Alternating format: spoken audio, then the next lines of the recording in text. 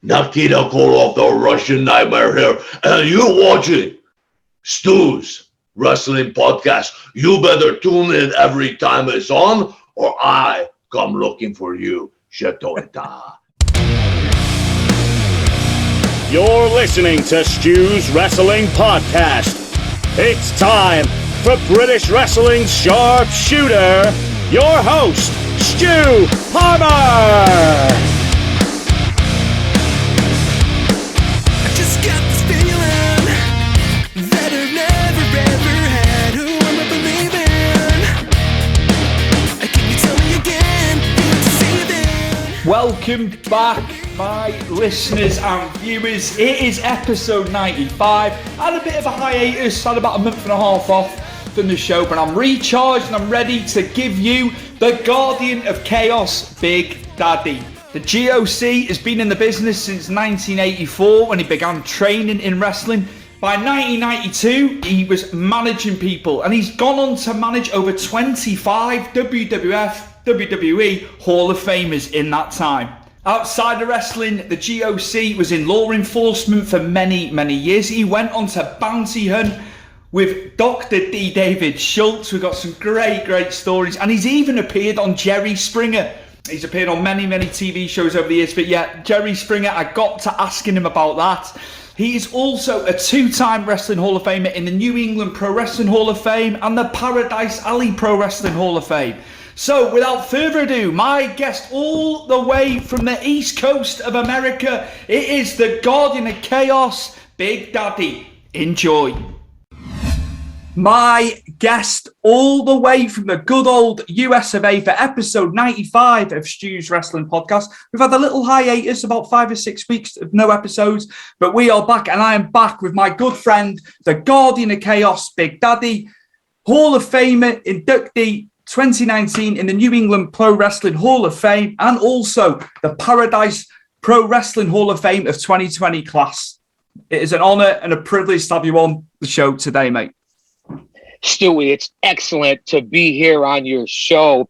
It doesn't get much better than Stewie John Palmer. Hey, listen, I have a lot of friends over there in the UK. I have a couple of buddies that roust about down in Wales, my friend. So I just want to say that to say this. It's truly an honor to be here on your podcast. We have a lot to cover, Stewie John Palmer. We can go AEW. We can go WWE. We can do the independents. We can talk Paradise Alley Pro Wrestling. And that's right.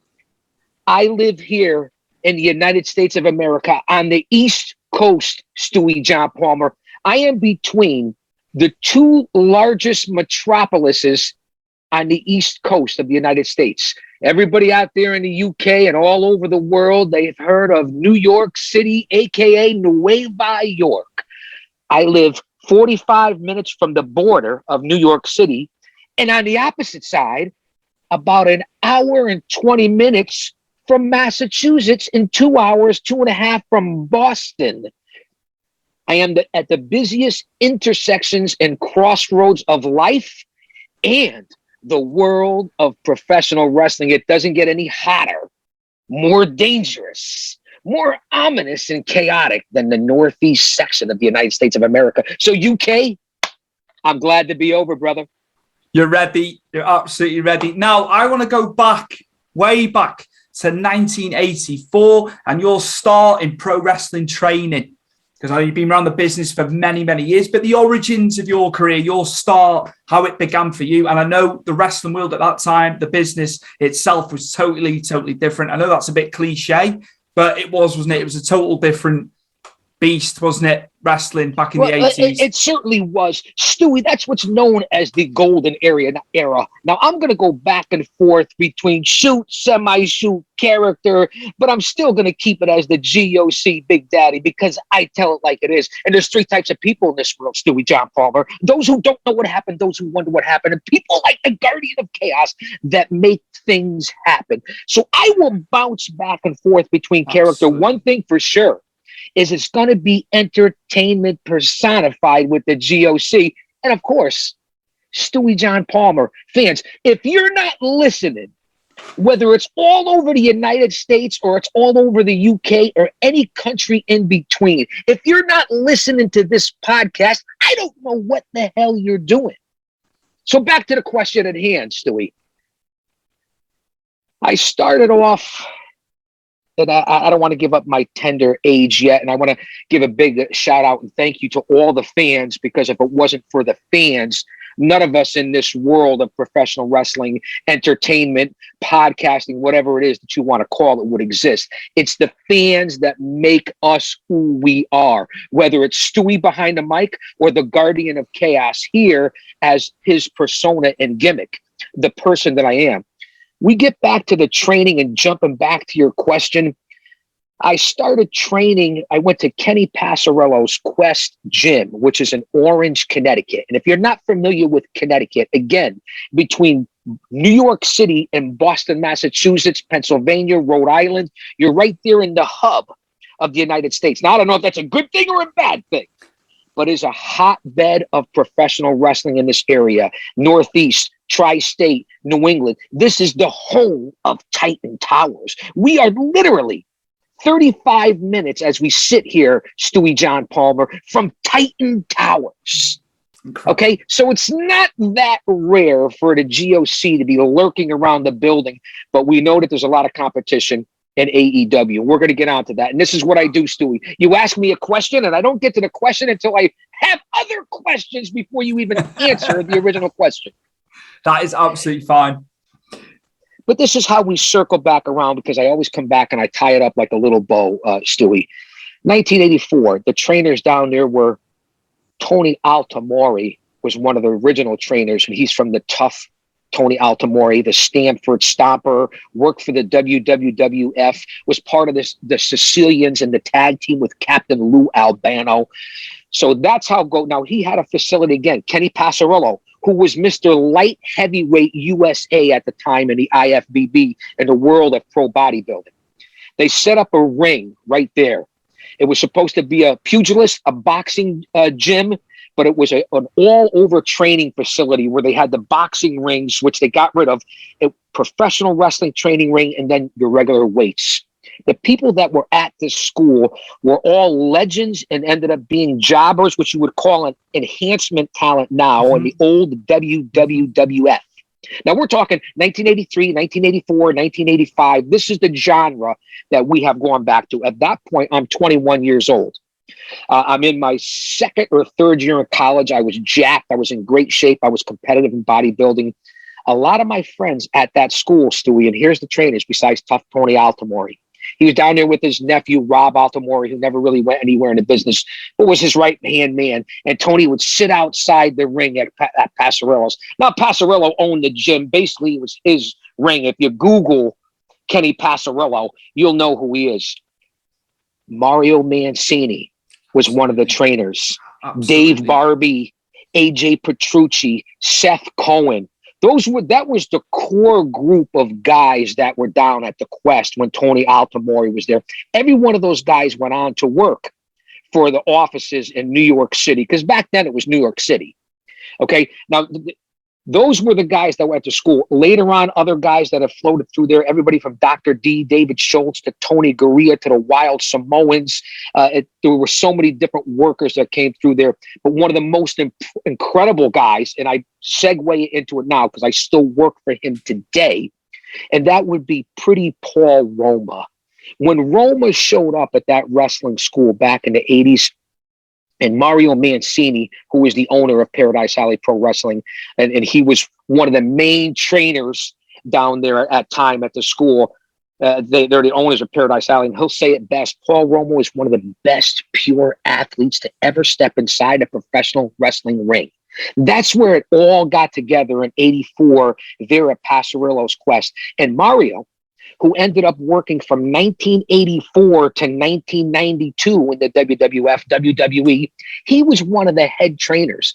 And the company was based in Stanford, although they had offices in New York, they had offices in Toronto, but everybody came through Connecticut, Stewie. They were all at World Gym. They were all living in Hamden, whether it was the Samoan Dynasty. They were all training there because that's where the home office was. And let's not forget the strongholds in Northeast. You had Madison Square Garden in New York City. You had the New Haven Coliseum in New Haven, Connecticut. You had the Hartford Civic Center in Hartford, Connecticut.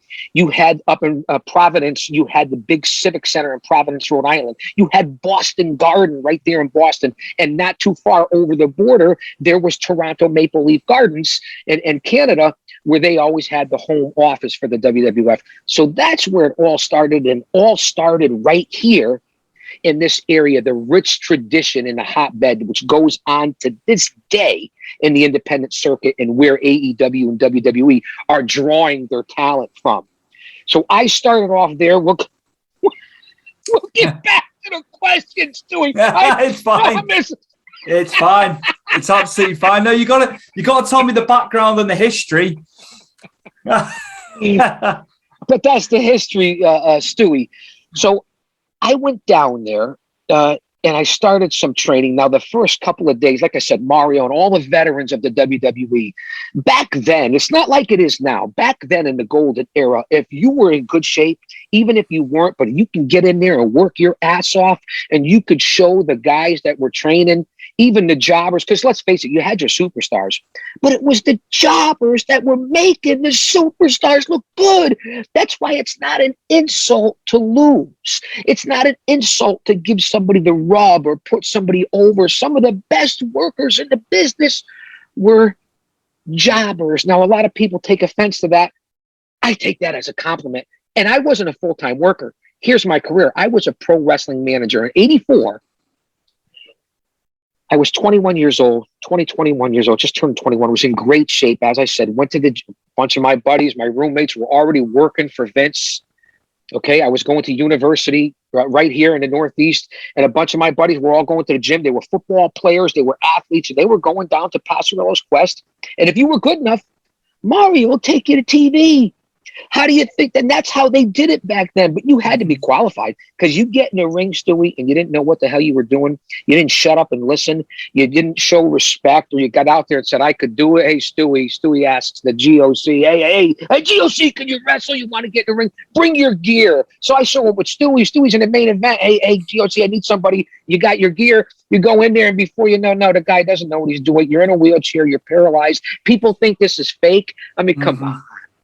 Really, what these guys do is like being a professional stuntman. I don't have to say that. And if you've ever stepped into a ring, yeah, okay, I guess you can learn a couple quick maneuvers, but man, are you going to feel it. So I went in there in '84, and I got my ass beat from pillar to post, Stewie John Palmer. I was, and then I don't want to sound like Hulk Hogan, who said he was, 6'9". He had a back and knee and neck surgery, and now he's 6'4". And I don't want to be like that. But back then, I don't know, 6 foot, 6'1". I was probably 240 pounds before I ballooned up to 330 as the manager. I was in great shape. Now, I had some injuries I didn't let anybody know on. No one needs to know. Whatever. I was in great shape. I was the cock of the walk, so to speak. So you go down there and you see all these guys, some in shape, some not in shape, some like Paul Roma, and they threw you around and they made you Beal and Irish Rip and bounced the ropes and worked the ropes until your ribs bled, chopped you until you had blood coming out from the welts from the inside out, just picking you up and body slamming your Stewie. Get up and do it again. Bang. Get up and do it again. Bang. All right. 20 Irish whips from the side. 50 Beal tosses out of a corner. And that's what you had to do. And that went on for hours. This is the 80s. It's not like it is now. And if you didn't land the right way, shoulder blades, boom, like martial arts, feet flat, no part of your ankle, you were all done. And do it repeatedly. And I'll be honest, I walked out with my tail tucked between my legs. And they, it was and at that point, I had done a lot of martial arts. I hadn't gotten into my career yet in law enforcement. I had bounced in all the local clubs. I was used to dealing with roughnecks and hooligans. I mean, I was no one to be trifled with, Stewie. You weren't a punk, but you didn't take any guff from people. That's what I did for a living. But man, to be an athlete and to be able to take that bump after bump after bump. And remember back then, Stewie, they did it to weed out the soft. it's a lot of concept and a lot of different things. It wasn't hazing. Okay. But they put you through the extra rigors because if you just weren't man enough to take it, your body wasn't up enough to take it. They want to weed out the guys. You're either serious or you're not. Now, I was serious and I was in great shape, but I had injuries and had too much pride and I wasn't going to tell anybody. And the first time I mentioned it, we go back to 1984 is when I started my training. I didn't mention it publicly until 2019. I broke my back. I broke both my legs. When I was 16, 17, I was in a bad accident. I recovered from it. Was in a body cast, couldn't walk for a year and a half. But that wasn't my excuse 3-4 years later because I had bounced back from it, thought I was great, was in great shape, and that may have held me back. So I walked away from it after a couple of weeks. I went back to show them they didn't totally beat me between my legs. But let's face it, they knew it, and I knew it, that physically I wasn't tough enough at that point, tough enough to make it. And that's what happened. And on from there is when I went into the Department of Correction. Mario and Paul Perez and Big Dave Paradise, a.k.a. Steve Tracy, Pretty Paul Roma, who now all own Paradise, they all went on to the WWE. They all went on to WCW. Mario was there, got stretched out by Orndorff, Bundy, DiBiase, whoever, pre-WrestleMania 1, 2, and 3. Roma was in WrestleMania 3, Power and Glory, Pretty Wonderful, 4 Horsemen. Paul Perez is a second-generation grappler who worked for Vince in the early 90s. Big Dave Paradise, who is Stewie, he's every bit of 6'6", about 420 pounds. Stands up to those. That's what Paradise Alley has now here in Connecticut. But to my thing, those guys all went on to do what they did. I went into the DOC, society's worst, protected this country, protected the community, and made sure that people did heinous, bad things, were held accountable for their actions, treated men, like how I want to treat. I don't give a shit what color you are, where you come from, what you did, what you look like, what your religion is, your political viewpoints. You know what that means to me, Stewie John Palmer? Do you? Ask me. Tell me, because I gotta hear. Not a fucking thing, Stewie John Palmer. I go by how you treat me. And I go by the character of who you are as a man or a woman, and that's the way it works. Now, I'll even give you a benefit of the doubt. But if you cross that line, Stewie John Palmer, not you personally. I love you, man. We're in the UK. Listen, I got coffee, I got Red Bull, I got muffin. We're in the UK, not you, Stewie. I love the UK. But that's how I lived my life. And then I was a bounty hunter for a long time. Dr. D. David Schultz, I worked for him. I worked for the high courts. And I learned a lot about people. And I learned that in order to get respect, you have to start with respecting yourself. And once you do that, you open up other people's minds to respecting you. And that's really what it's all about in this life. And we've gotten off somewhere. I don't know where we are, but we've gotten off somewhere here as humans and the word respect, which we take seriously. So I went on into that career, but the story gets interesting. So I'm going to take a deep breath. Let's do it. Take part of his show for a second. It's fine. No, you carry on. We have a lot to cover. Yeah. Now, who were some of your former guests? As I take a sip, I had Del Wilkes. Such a shame that we've lost Del. What an incredible guest he was. What an incredible man. Just sharing that hour and a half, 2 hours with him. I speak, fondly about him. He was incredible. We spoke after the show, every couple of months.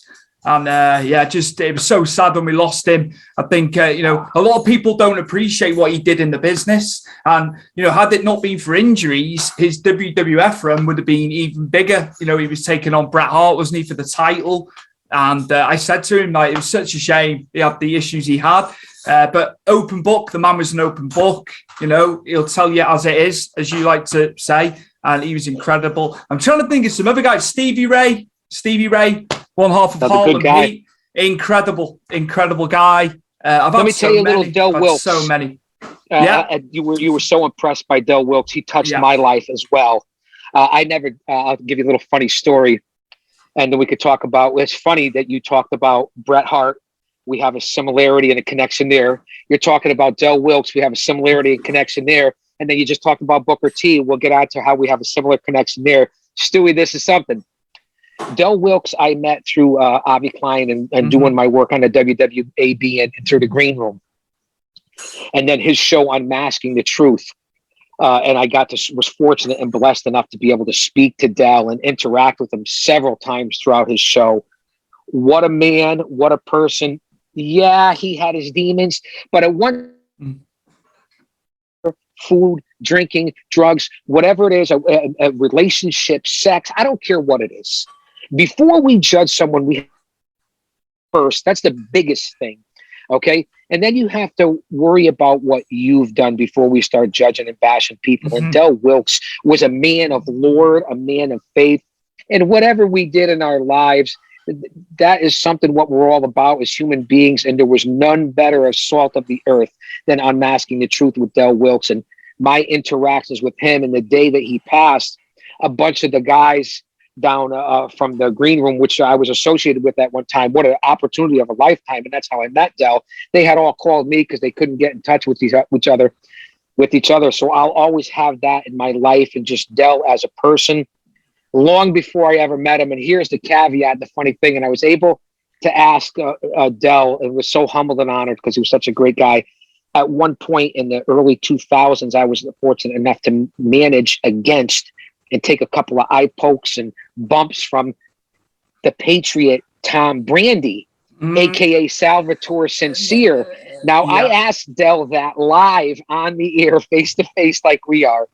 And Del, he was a little pissed about it, but hey, it was no big deal because the original Patriot, Del Wilkes, he was that kind of a guy that didn't really hold the animosity. He did all his work in All Japan, WCW. He had his little run in the WWE. Del Wilkes was a man of the Lord and faith and knew what he was as a person. All-American at South Carolina. I mean, just as a man. So he didn't really hold anything against Tom. Apparently, Tom might have bought in the rights to it at some point or something like that. But it was well known that he was throughout the New England Northeast area, Tom Brandy, aka Sal Sincere in the WWE. And then the Patriot, they looked so similar physique-wise.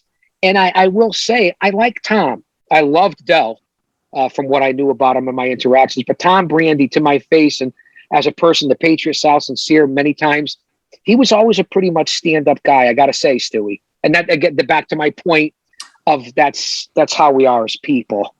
So a similar story. I'll tell you some more. I'll tell you another guest, actually. You know, you were saying about the jobber, the enhancement guy.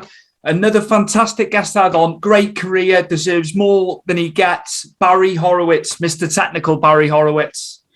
Aha! He was absolutely brilliant. Fantastic. He was another episode. I learned so much about being trained by the Malenkos, you know, coming through.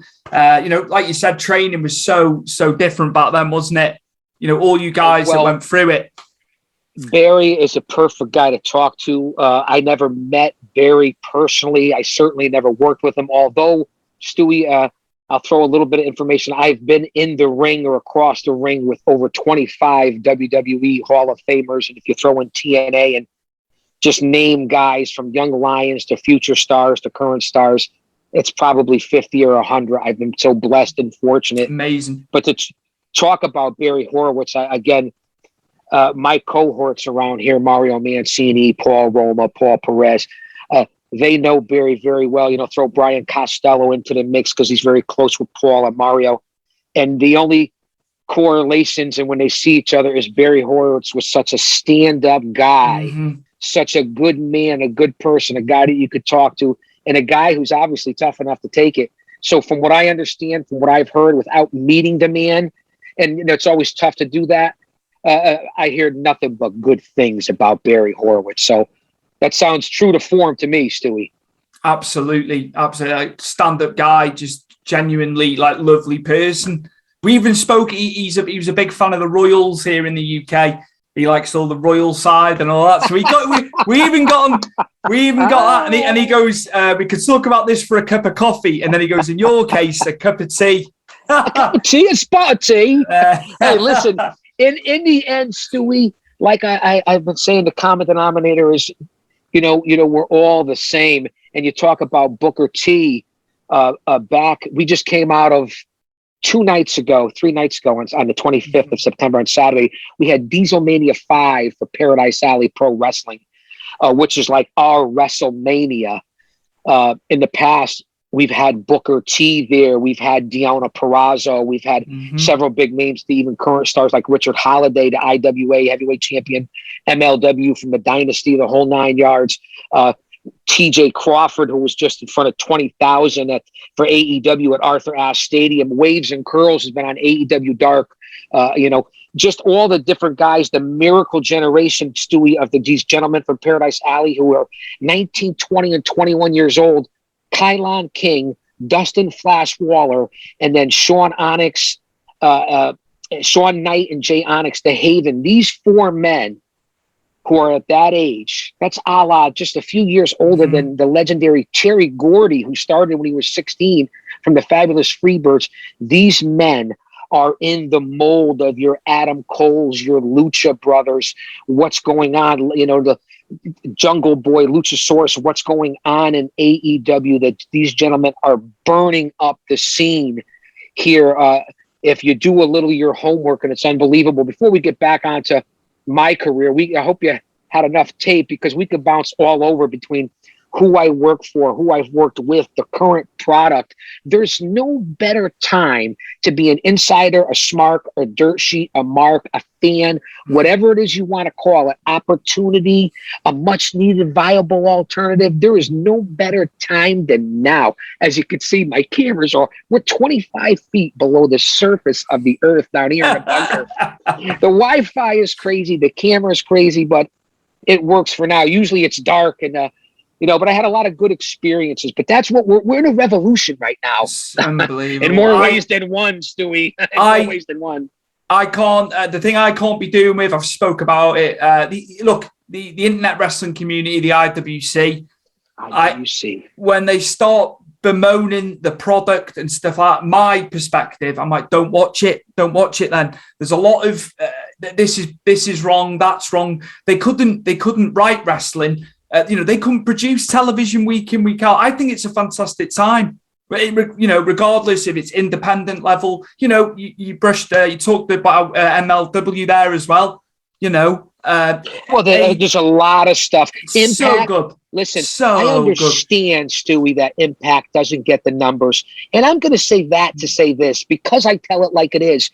It's not always about the numbers. I get the demographic 18 to 49. I get back when I was a man in my 30s, we were getting 4, 5, 6 million people per show in the Monday Night Wars. But we're headed back there. Vince does not like what's going on before we transition back to the local. He does not see himself, Pritchard. They're going to get everyone involved. They're going to band together. You're going to see the new word of the day is the hot shot booking. I listen to my certain podcasters, whether it be JD from New York, 206, probably one of the best in the IWC. People don't like him because he's rough. He's around the edges. But he does tell it like it is. A lot of people who listen to the wrestle culture, and there's a lot of different product and stuff out there. A lot of people talk about Jim Cornette. But let yourself be the eye test in what you know in your generation. Like you just said, to refer to you, there is no right and wrong, man. No, man. Enjoy it. I can't stand when people are butting heads, rightly or wrongly. They're allowed their opinion. People are too quick to start. I've come out of a lot of groups on Facebook because some of the stuff that's going on, man. Pro Wrestling Elite Fandom, fantastic group. Because they won't have it. They won't have anybody. Yeah, have an opinion, but don't start bashing other people. Jack Reynolds is involved. He's obviously UK as well. Good guys. Jack, good man. We follow each other. Yeah, and just the groups don't have to be like that. And it's just really nice and refreshing to go into a group. All right, Jack might feel a certain way, and then I'll put my point across. But we never fall out over it.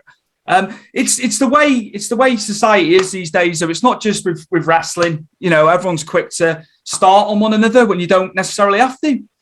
Well, over here in the States, Mondays you have Raw.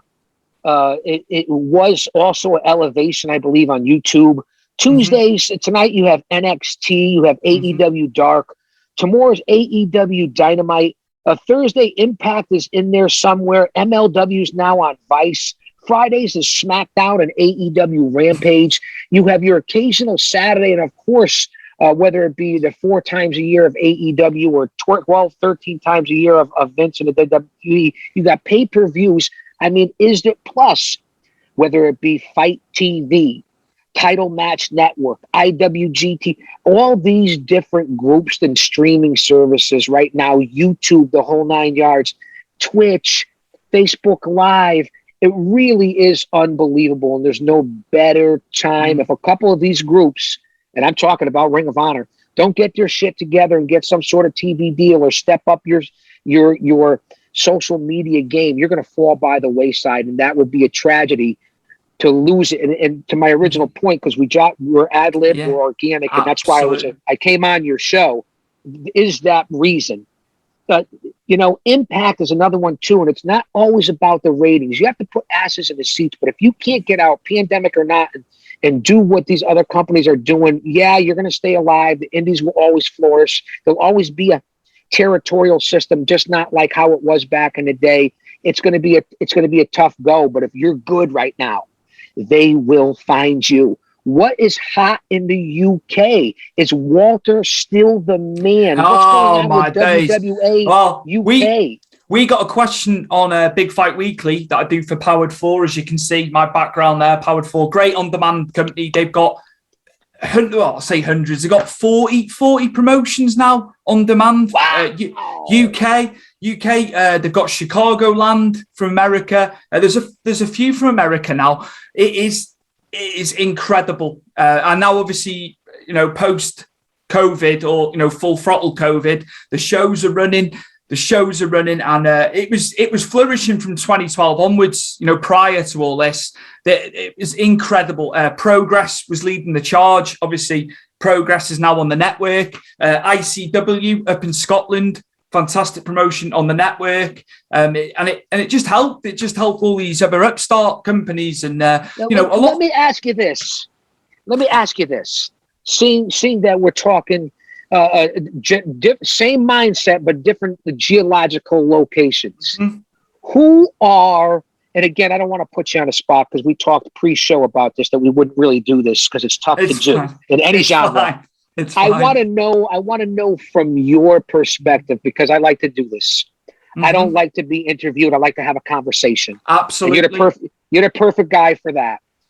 Give me, if you would, before we get back on to throwing my story out there, who are your fans, your fan base, the folks over there in the UK in that general geographical area? Who are the names that are moving the needle, whether it be your product, independent product, worldwide product, which is what maybe we should go with? I think Ricky Knight Jr., obviously the Knights, massive family, Page's family, who was in WWE. Ricky Knight Jr. just had a match with Ospreay at Revolution Pro. At the Ospreay's going to be here. Unbelievable. He's exclusive to Rev Pro over here. Obviously, he's got his contract in New Japan, hasn't he? But Ricky Knight Jr. apparently hung with Ospreay the whole match. I've seen clips, and Ricky Knight's only 21, and they've been touting him for a few years now. I remember seeing him in the documentary. Yeah, he is going to be, you can tell, he's something special. By the time he's 25, the world's his oyster, I think. We're really going to see. I need to watch the full match from Rev Pro. I'm going to watch, I've seen clips here and there. But he hung with Ospreay, Big Daddy. He hung with Ospreay. There's a lot to be said for that. Yeah. Ospreay's here on the East Coast within a half an hour of where I live.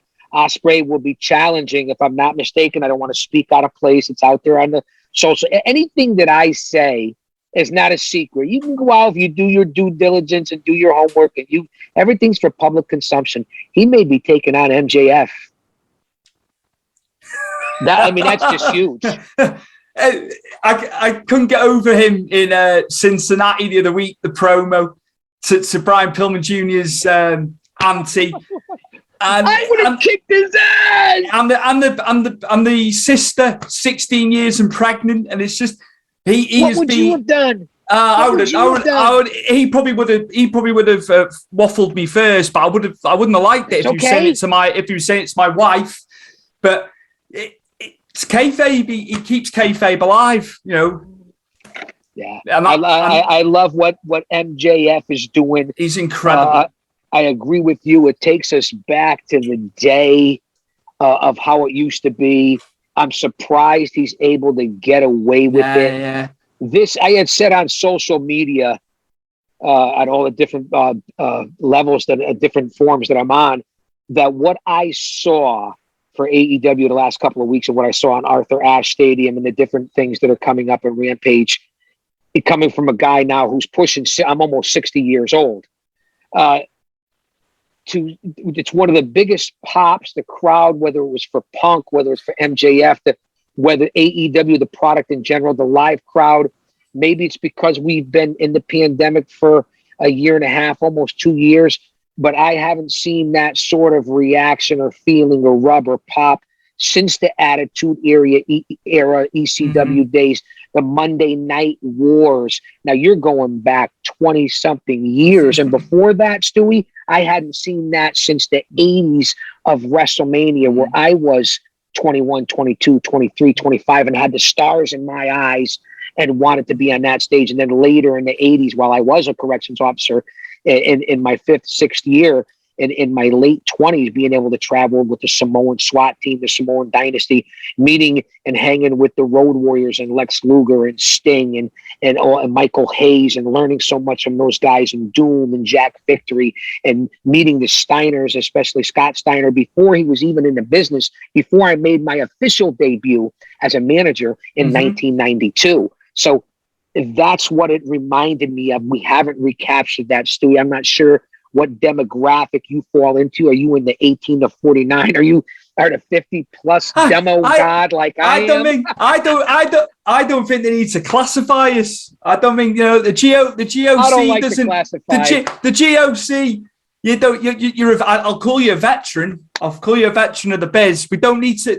There's no need for demographics. You can sit there. Your grandma, your nan, if they're still alive, a lot of grandparents used to watch it. You hear from, guys, especially 70s and 80s when they were growing up, and it's exciting again, and I just can't wait to see what's gonna happen with NXT. Now they've, rebranded it. They've done the logo out differently. Vince has got his paws on it a little bit more, which I didn't agree with. It'll be interesting to see what they do with NXT. I mean, Steiner's, Rick's son looked incredible the other week, but then they're all saying Braun Breaker. Right. Why is everybody hung up on a name? Does it really matter? We know who he is. He's got a singlet. He's got a singlet on like his uncle and his dad wore. He's got the bright colours. All right, he was matching with the logo that first week. But what a way to start. Also, LA Knight. 2 matches in one night as well, and he put him over in that first. I think LA Knight's about to be buried, Stewie John Palmer. But he's what a talent Eli. What a talent Eli Drake is. Oh, he's an extreme talent. The mic skills are incredible from him. But it's just there's so many guys out there wanting the spot. For me, right now at my age, and I follow the product because again, Paradise Alley is a current product. Absolutely. There's guys that are currently, like I said, work from MLW to AEW, and Richard Holiday is the man. Matthias DiNapoli. If you Google those guys, especially Richard Holiday, you'll know who I'm talking about. I do and know. Of course, we just came off of Diesel Mania 5. Our heavyweight champion is Matthias DiNapoli. Our tag team champions are the Haven. It was the House of Pain. We have Vlad, the 400-pound monster. The list goes on and on. The Kylon King. The list in the roster for an independent group that are around here. We'll go to other independent groups that are around here, from House of Glory to Northeast to all different groups. You Google them and you'll see them bringing in the big mainstream stars. There's something about the Northeast tri-state New England area that brings in that star power. It's not just the West Coast. It's not just London. It's not just places in the UK, the big spots overseas and Tokyo and in different places. this is where it's happening. This is the epicenter at times. And when you see a lot of these stars, whether it be a Deonna Purrazzo or Taya Valkyrie, I can go on of guys and gals that come from this area of talent that make it to the big time, whether it be a Sasha Banks all the way back to Killer Kowalski, that come from this area and have made this place in this area truly like being and living history, Stewie John Palmer, in our industry. It really is. And the local independent scene here is like none other in any part across the country. And the independents flourish. There's over 100 promotions in the New England Northeast area. And if you're a solid worker, you can literally, Evan Ginsberg, the movie 350 Days, which is a must watch. Beyond the Mat, the Wrestler, those type of movies. Evan was a producer of the movie The Wrestler with Mickey Rourke. You look at those guys being on the road 350 days. Well, if you're a good independent and you live in this area, you're on the road 150 days a year. Sometimes you're booked 200 times a year. You're making more money in the independents than some of these guys are in the big groups who have signed a contract. Yeah. I'm just saying, it's you can make a living here as an independent wrestler. If you're that good, they will find you. And I'll admit it, from my day to your day and every day in between, it's gotten a little more political, but not in a bad way. You got your boys, you got your clique, you got people that are honest, that will vouch for you and your talent, that you're a stand-up guy, a man of your word. You got a good chance to make it, bro. You really do. People will look out for you. It's not an easy life. Who do you think in AEW, obviously everyone's had exposure, who's a guy in AEW you can see going up, high in the stratosphere as such? Is there somebody? Wow. I know there's many, and I know you wouldn't want to be playing favorites, but yeah, maybe. See, I don't care. I have nothing to lose. I can play favorites. Okay, right? That's fine. That's fine by me. That answer's fine by me. Yeah, just some guys, maybe lower mid card level now, but that could be world champion or television champion, TNT champion, should I say? Stewie, I've heard you say this before. I've listened to your show before. I've seen your guests. You always bring on a good show, and you're informed. A lot of guys across the pond are not informed on both sides of the fence. AEW is building stars. WWF, WWE used to build stars. AEW is building stars. They're making guys, whether it be the Lucha Express or Lucha Brothers, even the ones that were established before, they're making guys into names. And it's a beautiful thing to say. Someone like a Wardlow, I think they could use someone like a Cage and Archer a little bit better. The big men are kind of getting shit on.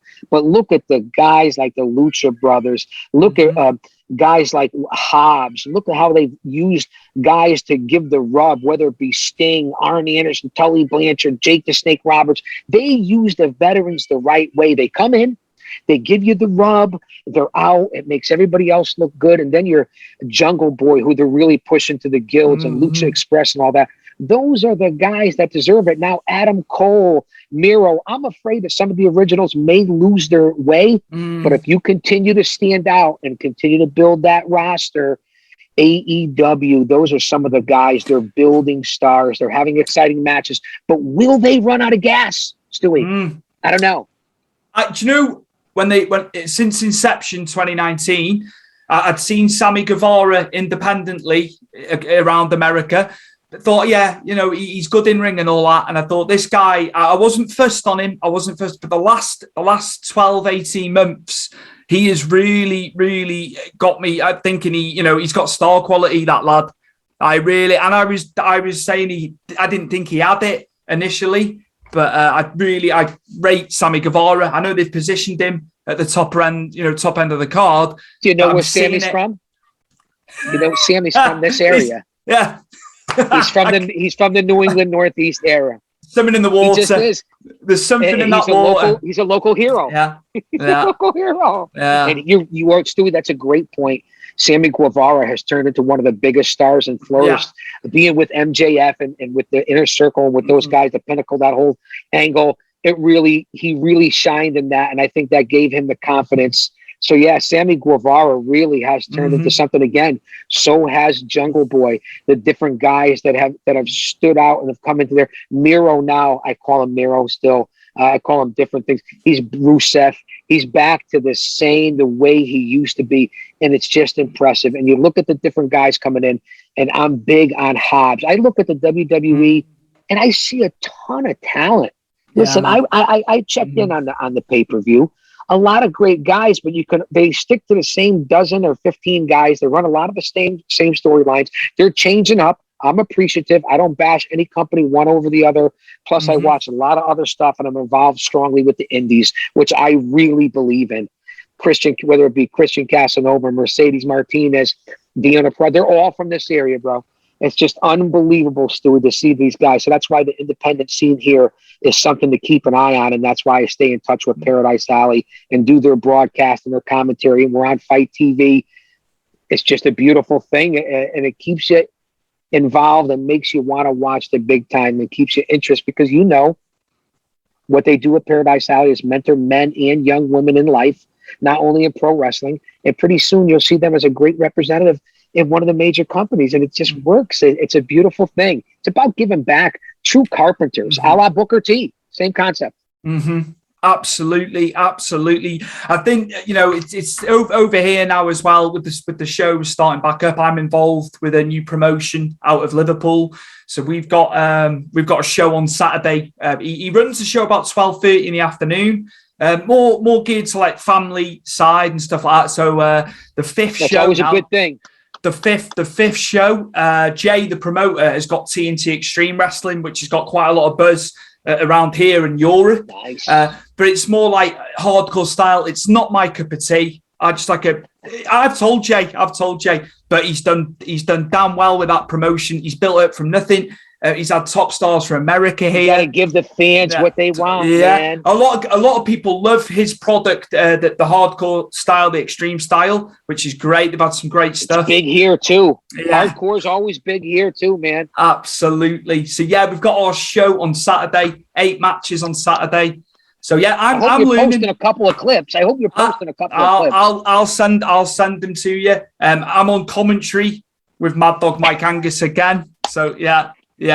I was panicking the first show in June, and Jay was just like, "Be yourself. Just be yourself." He goes, "Yeah, you're good, man." He's like, "You don't need to." But yeah, I'm veering towards trying to be like Bobby Heenan. I think a bit of heel. Always gotta have the notebook. I got it. Gotta always. You could gear yourself towards Bobby Heenan. I don't have to tell you this because you're a professional. You can gear yourself towards Bobby Heenan, but give it to Bobby Heenan, Stewie John Palmer. Yeah. Don't be like Own it. There's only one man. There was only one man who could do Bobby Heenan. Listen, I molded my character, Stewie, and not to cut you off because that's what I do. That's what I'm known for. It's fine. I molded my character after a cross between like Captain Lou, Gorilla Monsoon, Bobby Heenan, Paul Roma, the legendary Paul Roma, who's been in WrestleMania, world champion, said to me the one thing about Guardian of Chaos, Big Daddy, and Mario, who's worked for everybody in this business you could think of, has said, we have a combination between Freddie Blassie, Captain Lou, Jesse Ventura, and Gorilla Monsoon and Bobby all rolled into one. And those were my biggest influences because I couldn't make it as a full-time worker. I found my way transitioning back to my story and debuting in 92 after starting training in 84, being distracted with wife, law enforcement, family, getting back into making my debut in 92. And between 92 and 2008, I worked with everyone from Jay Lethal to AJ Styles to Bodyguard and John Cena to working with the Samoan Dynasty, all those Hall of Famers and everybody in between. And here I am back all these years later and working with Paradise Alley. So it's been a journey. We'll be here all day. How was it for you managing the guys that you've got to manage and then the number of years you got to do it as well? I got paid my dues to begin with, again, like we all do back then, traveling, not getting paid, not getting booked. It was twice as tough for me because I had to agree people had to agree to let me work with them. That was the toughest part. People have to agree to let me work with them. As a worker, you're booked. you have a manager now. You got to work with me, man. So I'm very blessed and fortunate and humbled that so many good people, so many talented people agreed to let me work with them and trusted me with their bodies. And then in turn, I had to trust them with my body because I was the type of manager. I've probably taken the most bumps out of any manager in history. I was a manager that always got whacked 2 or 3 times, whether it be through a table, steel cage, bleeding, the whole 9 yards. I've been involved in all barbed wire matches because that was my character. I was a big guy, usually bigger than most of my workers, but I got to manage Rikishi, Yokozuna, the Bushwhackers, Sergeant Slaughter, King Kong Bundy, the Iron Sheik. I mean, the list goes on and on to current guys today. I mean, I'm so blessed and fortunate. Again, the Terry Funk, Jake the Snake Roberts, Mick Foley, Jerry King Lawler. I mean, if we name drop, that's just names that people know. If we get the guys that you and I would know, we'll be here for 5 days. Again, so blessed and humbled and fortunate to work with guys from WWE, WCW, ECW, NWA, AWA, and I've worked for over 100 different promotions myself. I'm in multiple Hall of Fames, hope to get into more. And, not looking to be relevant or get a job, but still want to give back and have fun and broadcast. And I enjoy I don't go to any shows. I don't go to any of the big time shows. I will catch it on TV because I appreciate the athleticism. I like to see the young guys that I help steer towards it. And I help out Paradise Alley. If you ever saw the movie with Terry Funk, Sylvester Stallone, and Lee Canalito called Paradise Alley, that's where you understand where Paul Roma and Mario Mancini and those guys got the name from. And if you ever want to get someone as a guest, Mario Mancini's one hell of a guest. We should have him on here someday, Stewie. Absolutely. Absolutely. Unbelievable. So just to briefly, we transition to every different thing before we get back to what the fans want to talk about, which is AEW, WWE, not me. But that's my career. And again, been around a long time, blessed, fortunate to have the memories, the relationships, the brotherhood, and to be able to give back is the most important thing I would ever love to be remembered for. In the meantime, I'm on Instagram, Twitter, Facebook, YouTube, having a good old time putting my old stuff out there with all the legends. It's a lot of fun, man. It really is, Stewie. I loved it. I loved it when you're coming out with Bundy, that video. I assume it's at one of the fairgrounds. Was it one of the fairgrounds over there, maybe, or baseball stadium? It was at a baseball stadium in Wappingers Falls. On that show was Mick Foley, Kamala, Dusty Rhodes I got to work with. I was with Bundy and Sergeant Slaughter, Jerry the King Lawler. I mean, it was unbelievable. To work the stadium tours with different groups, it really was a lot of fun. And one of my better moments, not only working against Yokozuna and Jake the Snake in tag teams several times, and the Dudley Boys for the NWA tag team titles a couple of different times, but to be able to tag with Umaga and Rikishi and then do the Too Cool dance, brother. Hey, hoy, melehini kane, pupuli, mahalo, brother. That was one of the highlights of my life. It's the only time I'm usually a heel. The only time I've ever been faced was with Umaga and Rikishi back in the early 2000s against the Haas brothers of all people. Good stuff, man. so much. I mean, so many stories. As you say, we could do 5-6 hours and still not scratch the surface. I love it. What I like about you as well, humble, and that is what people need to be. I know it gets said time and time again. People coming in even now with the wrong attitude, feeling they're owed something. I learn a lot from you guys, the veterans.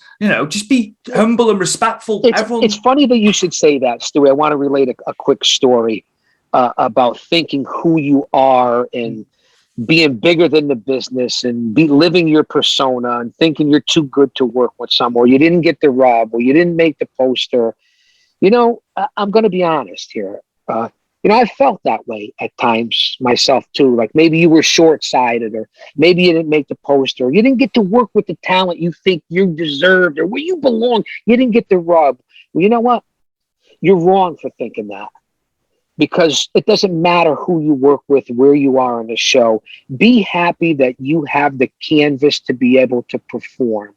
help sell tickets, set up the ring, break it down, be proud of who you are, get your friends to come see you and support you, be proud to be your gimmick and who you are, and help people and give back. And if you don't learn that, then you didn't learn anything in the business, and I remember saying to myself at the peak of me being a manager, again, I was a very successful manager, made a lot of money and have great memories. And I remember saying to myself, and I even told my wife about this story. At one point I said, really, I got to work with him again. I said it to myself, thankfully. I was at least smart enough to do that. I said, really, I got to work with these guys again. And we went out, we had the match of our life, and I got some decent publicity, and I took a couple nice chair shots, got busted open, was so appreciative. And I sat there and said to myself like this afterwards, it's like, hey, I said, so you better look in the mirror. I said, this was in the middle of my career, at the high. I said, who the hell are you to ever question who the other talent is or whether they're good enough or you belong there or they belong there? Who the fuck are you? Because you ain't nobody, man. You were lucky you were on the spot, and you should be thankful and humble that person agreed to work with you, and you're going to question whether that's a piss poor attitude. And I see a lot of that. So I just want to relay that even guys like me in my area, we get it. We're all humans. We make mistakes, but you got to learn from those, Stewie. And I see you nodding, so I know I'm glad you agree with me. And if you didn't, that would be great. I listened to the guys on it. It was even just going backwards a little bit. We have a guy over here, Dean Allmark. He's wrestled over 20 years, well respected. And at the first show, the stage wasn't set fully. So it was like the raised stage area, and it was before the show started. And he's trained a lot of these young kids that are coming through now. And I just didn't even bother saying hello because he had like 5 or 6 guys before the show hanging on his every word. They needed advice and stuff like that. And it was just lovely. It's just lovely to see how humble he is after his, years in the business. I was just looking from afar, and I spoke to him at the end of the show. I said, I wasn't ignoring you. It was just you were busy with the talent, with the wrestlers, with the youngsters. It's just lovely. It was just lovely to see. I was taken aback. Nice. It's nice when you see respect and get respect. I'm around a lot of younger guys, being involved with Paradise Alley, guys in their late teens, early 20s, middle 20s, guys with egos, guys that look great. And, some will say hello to you, most, because Paradise Alley trains them that way. Can't speak for everyone, but they will come, shake your hand, introduce themselves. And you know what, Stewie, the type of guy that I am? It's the type of guy that I am. I don't care. I've been in and around the business 30, 35 years. I don't care who I've worked with. For the most part, and I did it this past weekend to a young lady who happened to be near the locker room, and she was sitting by herself while all the boys are yucking it up. I got up, put my shirt on, I walked over, and I introduced myself to her to make her feel comfortable of being in this locker room. I didn't realize she was with one of the boys, but I thought she was a worker. And I just wanted to say, all the guys, I just want to introduce myself. I've never met you before. And she was so appreciative. And even her old man, who I know very well, but I didn't know they were together. You know how that goes. He came over to me. He said, Chaos. He said, Big Daddy. He said, thanks for saying hello, man. She said that made her feel good because all the guys were on and a couple of the gals hadn't gotten there. I said, dude, it's just the way we are. We're family. Yeah. And you got to try to give everybody respect. And even though you don't know me and you may be a young superstar, because we had a few of them there that night. One night in front of 20,000, the next night you're in front of 150. I go up and I say, hey, man, it's nice to meet you. And I introduce myself. And I usually don't give my real name. We all give the work name because it becomes habit. But even some of these guys, if they're treat me that way, I'll even give the real name to them. You don't have to do the work. So, and that's about respect, man. It's not just about wrestling. You got to learn from this from Stewie. You got to apply this to life, I believe. We're all having fun as long as it stays fun, and that's why I've retired and gotten back more times than, I don't know, Michael Jordan, Brett Favre, I don't know. I appreciate it, man. You love the business. That's just that, and that's the main thing. It's part of me. Whether you're in it whether you're out of it for a bit, it's lovely. It's a nice story that as well, because there's some guys obviously on the roster I don't know. So I found it quite hard, but then there's a couple of the guys I've got to know. I knew some people previous. It's busy pre-show. Do you know what I mean? Sometimes, but etiquette. I am trying with the etiquette because I listen Very to what you important. guys say. If people are busy, they're busy. I'll leave them to it. If there's time, I'll. But I'm getting there. I'm getting there slowly but surely with the etiquette. It's new to me. Stewie, where do we follow you on social media? Let the fans know, because you might get an extra person or two to watch because I'm on. One, maybe two. Stu's Wrestling Podcast on the Twitter. I think you can find it. I think it's at STUIEP1 on Twitter. Instagram is Stu's Wrestling Podcast. Do you know what's funny on there? You can't put an apostrophe on. I don't know why. So it says Stu's Wrestling Podcast.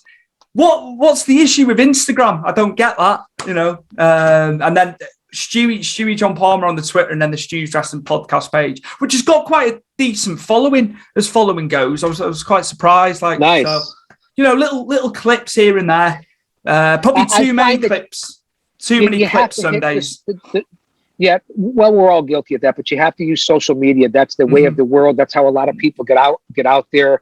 I believe in it, even to continue to have fun. What I do in branding and for learning, all the students and people and wrestlers and workers trying to make money should do this to brand yourself. Me personally, you can see me on Twitter. That's at Big Daddy GOC, and the GOC stands for the Guardian of Chaos. If you hit the profile link, that'll knock you over to the Guardian of Chaos on my YouTube channel. Hundreds of videos throughout the years.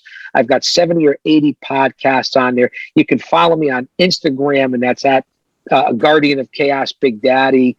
Listen, I'm everywhere. You can even follow me on Facebook. My good buddy and my second persona, Jay Brony. That's right. Jay Brony. How about that for a name? And then, of course, there's the real me, Protegio Fidelis El Guardian. And remember, they're all the Guardian of Chaos, Big Daddy, because you want to follow me. You got to have, if you don't have one for your persona and then one for your persona, then you don't know what you're doing on social media. That's how you promote yourself. I didn't do a very good job of promoting that. You've done it. It's personified there perfectly. Absolutely. I want to ask before we go. Sure, Jerry, I got plenty of time. Jerry Springer, being on Jerry Springer, because I've seen a clip and like when you sent some information over, I was like, yeah, it triggered me. Yeah, he was on Springer. And like Springer had a following worldwide. We used to get, I'm trying to think which channel covered it. Ricky Lake as well, which is discussed. That used to be on the old Channel 4. The Montel Williams show, they were all on. We used to get them all. But yeah, being on Jerry Springer, how was that? It's funny because at one point I traveled with ring announcer from AEW who worked in the WWE. That would be one Justin Roberts. Yeah. And I'm even mentioned in his book, WWE Best Seat in the House. And that's by Justin Roberts. And if you go to chapter 4 or 5, you'll see that I got Justin Roberts, the Iron Sheik, Anthony from the Pitbull, Sweet Destiny from WCW, a couple of adult film movie stars. We all made our way through the producer, Toby Yoshimura, who saw us wrestling out that way and in different videos, to come on there as guests. So, and I'm going to be honest, Springer's been on forever. He gave us different storylines, and I was on there to be Big Daddy to promote the clothing line. And, we had to sign an agreement and got to hang out at the Crow Bar in Chicago and the House of Blues, and got to go hang out with the Sheik in the dressing room. And boy, those are stories that maybe for another time with the Iron Sheik.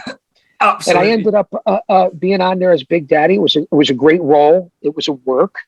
And it was to promote myself and my character as the Iron Sheik and the Pit Bulls from ECW fame and so on and so forth. And they treated us great. Hotel, airfare, food, had a good time. Jerry's a great man. Steve Wilkos was an unbelievable man.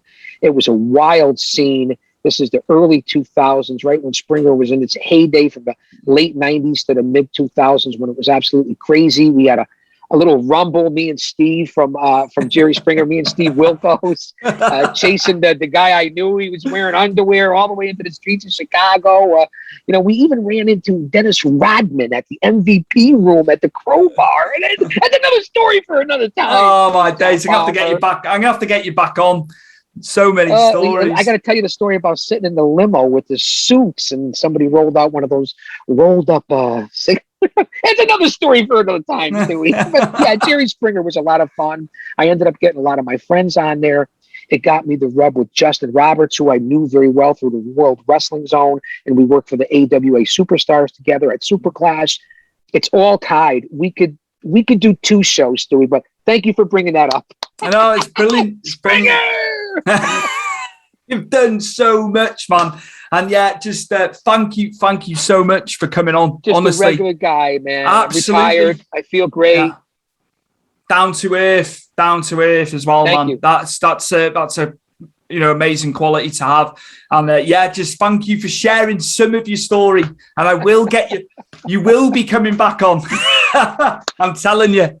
Because there's just so many branches off things. We could go everywhere. My days. I got to tell you, this is what we do when we get on different shows. Yeah. We end up going off onto different things because let's face it, we all, whether it's Stewie John Palmer, whether it's the fans listening, whether it's the guy listening to the podcast, or whether it's me, we all have a story to tell. And if you're willing to listen to it, you'll find that everyone is an entertainer. Everyone has a story to tell. Like George Costanza said it in Seinfeld, it could be a story about nothing, but somebody's going to listen. My guest, all the way from the good old US of A, is 2-time Wrestling Hall of Famer, the Guardian of Chaos, Big Daddy, TV star, movie star, podcaster. He's done a lot, this man. This man has done a lot, and he's been around the business for so many years. Top respect, much respect to you and what you've done, sir. I appreciate you coming on today on Stu's Wrestling Podcast for the 95th episode. We're approaching 100. Can't believe it. Stewie, thank you so much. I want to thank the fans across the pond. Keep listening to the Guardian Chaos. Follow me on social medias. And if you're not listening to Stewie, I'll either kick your ass or I don't know what the hell you're doing. Thank you, brother. You need to listen. You need to listen to that, what he's telling you. I'll send you their way. A big thank you to Powered 4 TV for putting the episodes up on the on-demand service there. Big thank you to John Scott and Rich Crowhurst for all the support. Really appreciate it week in, week out. Nothing's ever a problem. Also, we're doing Powered 4 TV Big Fight Weekly, the MMA and boxing show with my cousin Rich and John.